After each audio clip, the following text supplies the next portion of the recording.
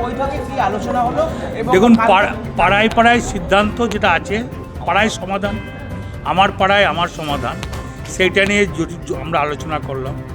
এবং ভাষা দিবস সেটা নিয়ে আলোচনা হয়েছে। এবং কালকে একটা 4টের সময় গোটা বীরভূম জেলা ব্লক এবং টাউন মিলিয়ে একটা ধিক্কার মিছিল আছে 4টের সময়। মমতা ব্যানার্জির মুখে কালি দেবে। আমরা কোনদিন এতদিন দল করছি, কোনোদিন ভাবি নাই যে আমরা তো আগেও দল করেছি। জ্যোতিবাবু বুদ্ধদেব ভট্টাচার্যের মুখে কালি দেবো কোনদিন ভাবি নাই। তো আমাদের চিন্তাভাবনাতেই আসে নাই,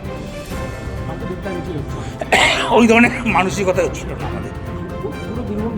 গোটা বীরভূম জেলা যেখানেও এক জায়গায় নেব,